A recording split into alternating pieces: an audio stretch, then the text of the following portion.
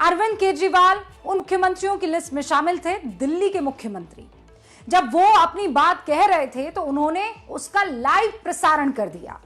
प्रधानमंत्री नरेंद्र मोदी ने इस मीटिंग में इस बात को लेकर आपत्ति जताई। उन्होंने कहा कि यह प्रोटोकॉल के तहत नहीं है। अरविंद केजरीवाल के ऑफिस की तरफ से और अरविंद केजरीवाल की तरफ से यह कहा गया कि ऐसा कोई लिखित और मौखिक प्रोटोकॉल है ही नहीं। लेकिन प्रधानमंत्री नरेंद्र मोदी के ऑफिस से बकायदा यह कहा गया कि यह ब्रीच ऑफ ट्रस्ट था, क्योंकि इससे पहले ऐसा कभी नहीं हुआ है कि प्रधानमंत्री और मुख्यमंत्रियों के बीच में, और अभी की बात नहीं है, इससे पहले के प्रधानमंत्री और मुख्यमंत्रियों के बीच में भी जब जब इस तरीके की बैठक हुई है तो अपने अपने लेवल पर दोनों ने प्रेस के सामने बातें रखी है। इस तरीके का कभी लाइव प्रसारण नहीं हुआ। लेकिन अब सवाल यह है कि जब दुनिया बदल रही है, प्रोटोकॉल्स बदल रहे हैं, तो एक मुख्यमंत्री और प्रधानमंत्री के बीच में देश को लेकर, राज्य को लेकर क्या चर्चा होती है, उसका क्या पारदर्शी तरीके से देश के सामने रखा जाना गलत है? क्या उसका लाइव प्रसारण गलत है? आज मास्टर स्ट्रोक की कवर स्टोरी इसी पर आधारित है।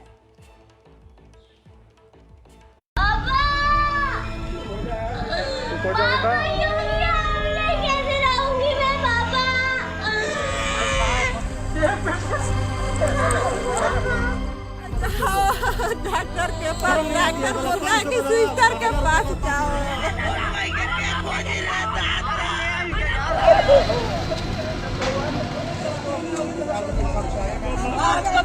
डॉक्टर के हम यही चाह रहे हैं कि हमारे मरीज को भर्ती कर लिया।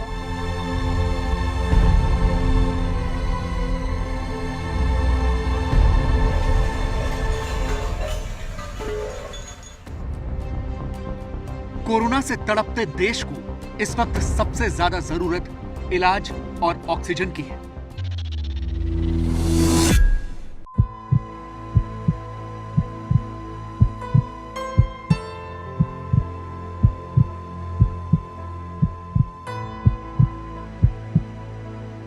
इन्हीं हालात पर आज प्रधानमंत्री नरेंद्र मोदी ने 10 बुरी तरह से प्रभावित राज्यों के मुख्यमंत्रियों की मीटिंग बुलाई थी, लेकिन इस मीटिंग में राजनीति हो गई। दिल्ली के 2 करोड़ लोगों की तरफ से मैं आज आपसे हाथ जोड़ के विनती कर रहा हूं, सर, एक ही देश में एक ही सामान के 2 रेट कैसे हो सकते हैं? कोई मुख्यमंत्री ऐसी इन हाउस मीटिंग को लाइव टेलीकास्ट करे, ये उचित नहीं है। या मेरे आचरण में कोई गलती है तो उसके लिए मैं माफी चाहता हूं।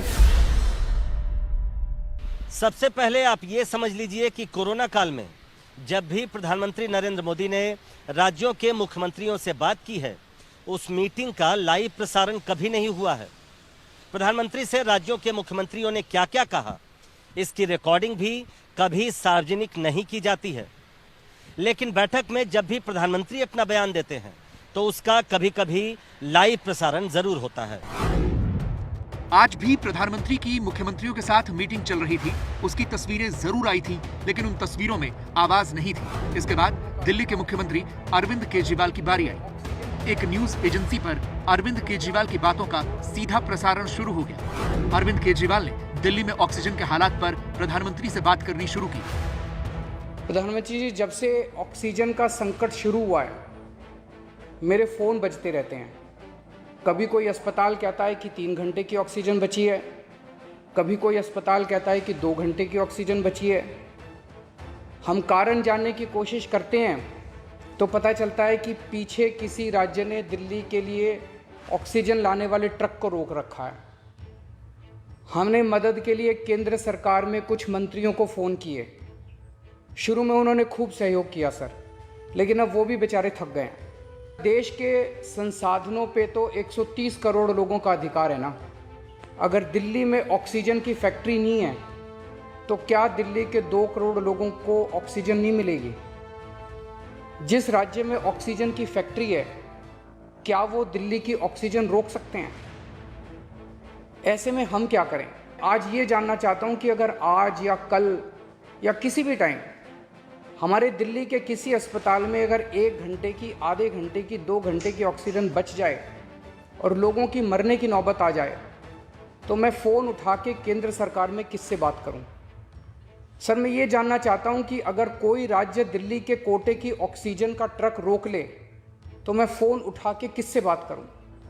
अरविंद केजरीवाल ने कमोबेश यही बातें कल अपनी प्रेस कॉन्फ्रेंस में भी कही थी, लेकिन आज जब उन्हें प्रधानमंत्री के सामने अपनी बातें रखने का मौका मिला तो उन्होंने एक बार फिर दिल्ली में ऑक्सीजन समस्या की बात उठाई। लेकिन केजरीवाल लगातार राजनीतिक बयान भी दे रहे थे और तब तक शायद बैठक में मौजूद प्रधानमंत्री और बाकी नेताओं को ये नहीं पता था कि केजरीवाल के बयान का लाइव प्रसारण भी हो रहा है। हालत काफ़ी ज़्यादा गंभीर हो चुके हैं सर। हम अपने लोगों को मरने के लिए तो नहीं छोड़ सकते। हमें लोगों को ये विश्वास दिलाना पड़ेगा कि एक एक ज़िंदगी हमारे सबके लिए कीमती है। हम आपसे फिर से दिल्ली के लोगों की तरफ से हाथ जोड़ के अपील कर रहे हैं कि सर तुरंत कोई कठोर और सार्थक कदम नहीं उठाया गया तो शायद दिल्ली के अंदर कोई बहुत बड़ी त्रासदी हो सकती है। सर कुछ ही राज्य हैं जहां से मैक्सिमम दिल्ली की ऑक्सीजन आती है और जहां सबसे ज़्यादा दिक्कत आ रही है और जहां सबसे ज़्यादा हमारे ऑक्सीजन के ट्रक रोके जा रहे हैं। मेरी आपसे विनती है, अगर आप उन राज्यों के मुख्यमंत्री को एक बार बोल दें, फ़ोन कर दें कि हमारे ऑक्सीजन के ट्रक ना रोकें तो दिल्ली के लोगों को ऑक्सीजन मिल जाएगी। आपका एक फ़ोन ही बहुत है सर उनको। दिल्ली के 2 करोड़ लोगों की तरफ से मैं आज आपसे हाथ जोड़ के विनती कर रहा हूं कि सर आप हमारी मदद कर सकते हैं। आप कृपया हमारी मदद कीजिए। अरविंद केजरीवाल ने लगभग 7.5 मिनट तक अपनी बात रखी और ज्यादातर शिकायतें ही की। हालांकि वो कुछ सुझाव सरकार को दे भी रहे थे, लेकिन शायद तब तक प्रधानमंत्री नरेंद्र मोदी को यह बताया जा चुका था कि केजरीवाल के बयान का लाइव प्रसारण हो रहा है। तुरंत प्रधानमंत्री मोदी ने अरविंद केजरीवाल को टोका। ये हमारी जो परंपरा है, हमारे जो प्रोटोकॉल है, उसके बहुत खिलाफ हो रहा है कि कोई मुख्यमंत्री ऐसी इन हाउस मीटिंग को लाइव टेलीकास्ट करें। ये उचित नहीं है। ये हमने हमेशा संयम पालन करना चाहिए। प्रधानमंत्री इतना कहने के बाद चुप हो गए और इसके बाद अरविंद केजरीवाल ने अपने आचरण के लिए माफी भी मांगी। अगर सर मेरी तरफ से कोई गुस्ताखी हुई है, मैंने कुछ कठोर बोल दिया, मेरे आचरण में कोई गलती है तो उसके लिए मैं माफ़ी चाहता हूं। लेकिन अभी तक जितने आज पॉल साहब की जो प्रेजेंटेशन थी वो भी बहुत अच्छी थी और उसके हिसाब से जो भी हमें निर्देश दिए गए हैं उन निर्देशों का हम पालन करेंगे। लेकिन इतनी देर में खेल हो चुका था। प्रधानमंत्री ने आरोप लगाया कि यह प्रोटोकॉल के खिलाफ है कि इन हाउस मीटिंग का लाइव प्रसारण किया जाए। लेकिन थोड़ी ही देर में दिल्ली के मुख्यमंत्री दफ्तर से एक लिखित सफाई भी आ गई, जिसमें कहा गया आज मुख्यमंत्री के बयान को लाइव इसलिए किया गया क्योंकि कभी भी केंद्र सरकार से कोई लिखित या मौखिक निर्देश नहीं दिया गया कि इस बातचीत को लाइव नहीं किया जा सकता। ऐसे पहले भी कई बार हुआ है कि जब जनता के महत्व से जुड़े मुद्दों को लाइव प्रसारित किया गया, लेकिन फिर भी अगर कोई असुविधा हुई हो तो हमें खेद है। इस मीटिंग में छत्तीसगढ़ के मुख्यमंत्री भूपेश बघेल भी शामिल थे। उन्होंने भी कहा कि ऐसे टेलीकास्ट से बचना चाहिए था। इसके पहले ऐसा कोई ये तो था नहीं कि आप नहीं कर सकते, लेकिन अमूमन यही होता है कि ऐसे बैठकों के लाइव टेलीकास्ट नहीं की जाती और इससे बचना चाहिए।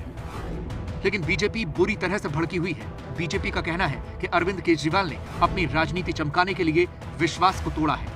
जो इन हाउस मीटिंग होती है उसकी लाइव प्रसारण कभी नहीं होता है। हाँ, फोटो अपॉर्चुनिटी जरूर होता है और जो फोटो अपॉर्चुनिटी होता है वो सर्वसम्मति से होता है कि पहला 5 मिनट या पहला 2 मिनट कैंडल लाइटिंग तक या जो 2-3 शब्द कहे जाएंगे पहले के, वो फोटो अपॉर्चुनिटी के माध्यम से सब लोग सुन सकते हैं, देख सकते हैं। यहां पर अरविंद केजरीवाल जी ने किसी को कुछ नहीं कहा। उनके प्रचार की भूख इतनी अधिक थी कि किसी को नहीं कह के ब्रीच ऑफ कॉन्फिडेंशियलिटी करके चुपके अपने ऑफिस में कैमरा लगाया और ये सारा कुछ प्रसारित किया। हम अगर अपने परिवार को लेकर किसी विषय में मंथन कर रहे होते हैं कि बच्चे का स्वास्थ्य कैसे अच्छा रहेगा, पत्नी कैसे ठीक हो जाएगी, ये विषय अगर हम घर के अंदर बात कर रहे होते हैं, क्या हम इसको फेसबुक लाइव करते हैं? शाम होते होते सफाई देने के लिए स्वास्थ्य मंत्री और दिल्ली के सांसद डॉक्टर हर्षवर्धन भी आए और कहा कि दिल्ली में ऑक्सीजन की कमी को लेकर गलत धारणा बनाई जा रही है। ऑक्सीजन से संबंधित जो समस्याएं या परसेप्शन देश में या दिल्ली शहर में बन रहा था या बनाया जा रहा था, उसके संदर्भ में भारत सरकार ने बहुत प्रभावी कदम उठाए हैं। असल बात यह है कि अरविंद केजरीवाल के इस कदम से असली मुद्दे पर बात नहीं हो रही है। असली मुद्दा है ऑक्सीजन की सप्लाई का। पश्चिम बंगाल के मुख्यमंत्री ममता बनर्जी ने भी ऑक्सीजन की सप्लाई पर भेदभाव का आरोप लगाया है। আমি বললাম না গতকাল ইনস্ট্রাকশন দিয়েছে চিঠি দিয়ে যে সেল তারা শুধু বাংলাকে অক্সিজেন সাপ্লাই করতে বলে দিয়েছে, সেল এখান থেকে চলে যাবে ইউপি কে অক্সিজেন সাপ্লাই করবে। তাহলে বাংলা কি মানে বিক্রি নাকি বাংলা মানে দুয়োরানি সুয়োরানিকে অক্সিজেন দেবে সব বিজেপি স্টেটগুলোকে, আর দুয়োরানি বাংলা ভোটের সময় বাংলার ভোট চাই, বাংলাকে দখল করতে হবে, আর অক্সিজেনের সময় বাংলা থেকে অক্সিজেন কেন টেনে নিয়ে চলে যাবে। प्रधानमंत्री की इस मीटिंग से कुछ बातें भी निकल कर आई हैं। प्रधानमंत्री की तरफ से राज्यों को कहा गया कि ऑक्सीजन की सप्लाई को बढ़ाने के लगातार प्रयास किए जा रहे हैं। राज्यों को एक दूसरे के साथ मिलजुल कर काम करना चाहिए।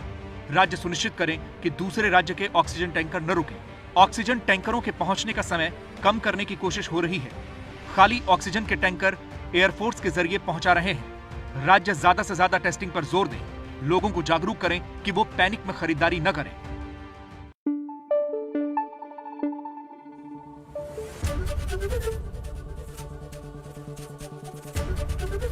एबीपी न्यूज आपको रखे आगे।